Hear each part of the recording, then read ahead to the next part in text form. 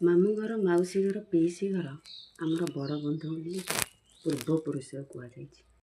କାହିଁକି ନା ଗୋଟେ ଉକ୍ତି ଅଛି ଓଡ଼ିଆ ଘରର କଥା, ମା' ମରିଥିବ ମାଉସୀ ଥିବ, ବାପା ମରିଥିବ ପିଇସି ଥିବ। କ'ଣ ଏ ଉକ୍ତିର ଅର୍ଥ କହିଲେ? ଏ ଉକ୍ତିର ଅର୍ଥ ହେଲା ମା' ମରିଗଲା ମାନେ ମାଉସୀ ମାଆର ସ୍ଥାନଟା ପୂରଣ କରେ କି ମା' ଭଳିଆ ବି ସ୍ନେହ କରେ। ବାପା ମରିଗଲା ପରେ ପିଇସିମାନେ ହିଁ ସେ ସ୍ନେହଟା କରିଥାନ୍ତି ପିଲାମାନଙ୍କୁ। ମାଆର ସ୍ଥାନ କେବଳ ମାଉସୀ ପୂରଣ କରିଥାଏ, ବାପାର ସ୍ଥାନ କେବଳ ପିଇସି ହିଁ ପୂରଣ କରିଥାଏ। ପିଇସି ଭାବେ ମୋ ଭାଇର ପିଲା କ'ଣ ମୋର ନୁହେଁ। ସେଥିପାଇଁ ମାମୁଁ ଘର, ମାଉସୀ ଘର, ପିଇସି ଘର ହେଲେ ସମସ୍ତଙ୍କଠାରୁ ବଡ଼ ବନ୍ଧୁ।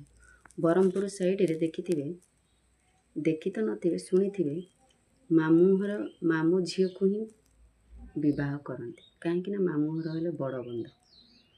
ଆମ ଓଡ଼ିଆ ଘର ଚାଲିଚଳନରେ ମାମୁଁ ଘର, ମାଉସୀ ଘର, ପିଇସି ଘର ବଡ଼ ବନ୍ଧୁ ହୋଇଥାନ୍ତି। ମାଆର ସ୍ନେହଟା କେବଳ ମାଉସୀ ଦେଇଥାଏ, ବାପର ସ୍ନେହଟା କେବଳ ପିଇସି ଦେଇଥାଏ। ଆଉ କେଉଁ ପରିବାର ଆଉ କେଉଁ ସମ୍ପର୍କୀୟ ଦେଇନଥାନ୍ତି।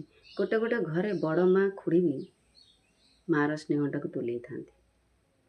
ମାମୁଁ ଶବ୍ଦର ଅର୍ଥ କ'ଣ ଜାଣନ୍ତି? ମା' ମୁଁ। ମାଆର ଅର୍ଥ ହେଲା ବୋଉ, ମୁଁର ଅର୍ଥ ହେଲା ମାମୁଁ ଯେଉଁ ବ୍ୟକ୍ତି ଜଣକ। ମାମୁଁ ଶବ୍ଦର ଅର୍ଥ ଏଇଟା। ମାମୁଁ କ'ଣ ପାଇଁ କୁହାଯାଇଛି? ନା ମାଆର କର୍ତ୍ତବ୍ୟଟା କେବଳ ମାମୁଁ ହିଁ କରିଥାଏ। କେମିତି କରିଥାଏ? ନା ଯେଉଁ ଘରେ ମାଆ ମାନେ ମରିଯାଇଥାନ୍ତି, ସେଇ ପରିବାରର ପିଲାମାନଙ୍କୁ ମାମୁଁ ଘର ଲୋକ ହିଁ ପାଳନ କରିଥାନ୍ତି, ପାଠ ପଢ଼େଇଥାନ୍ତି, ତାଙ୍କୁ ବିବାହ ତୋଳା କରିଥାନ୍ତି। ଏମିତି ବି ଗୋଟେ ଗୋଟେ ଘରେ ମାଆ ବି ଥାଇକି ମାମୁଁ ଘର ବହୁତ କାର୍ଯ୍ୟ ତୁଲେଇଥାନ୍ତି ଭଣଜା ଭାଣିଜୀଙ୍କ ପାଇଁ। ବିବାହଘର, ବ୍ରତଘରଠୁ ନେଇକି ପିଣ୍ଡ ପର୍ଯ୍ୟନ୍ତ ଭଣଜା ଭାଣିଜୀଙ୍କର ସବୁଥିରେ ଅବଦାନ ଥାଏ। ପିଲାମାନଙ୍କର ଭଣଜା ଭାଣିଜୀଙ୍କର ସବୁ କର୍ତ୍ତବ୍ୟ ମାମୁଁ ଘର ହିଁ ତୁଲେଇଥାନ୍ତି। ଯାହା ବି ପିଲାମାନଙ୍କର କାର୍ଯ୍ୟ ହୁଏ, ଆଗ ମଉଳା କୂଳ ମାମୁଁ ଘରେ ହିଁ ଖବର ଦିଆଯାଇଥାଏ। ଏଇଟା ସତ କହିଲି ନା? ଆପଣମାନେ ଜାଣନ୍ତି, ଏମିତି ଗୋଟେ ଗୋଟେ ପରିବାର ଅଛନ୍ତି ଯେଉଁଠି ବି ଭାଇ ଭଉଣୀଙ୍କର ସମ୍ପର୍କ, ସେଠି ପିଲାମାନଙ୍କୁ କ'ଣ ଦୋଷ ଦେବେ? ଭାଇ ଭଉଣୀଙ୍କର ସମ୍ପର୍କ ଯେତେବେଳେ ଖରାପ ହେଇଗଲା, ସେଠି ପିଲାମାନେ ବି କ'ଣ ଶିଖିପାରିବେ? କିଛି ଶିଖିପାରିବେନି।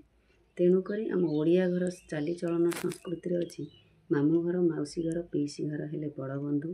ସେମାନଙ୍କୁ ନେଇକି ଆମର ସଂସାର, ଆମର ପରିବାର।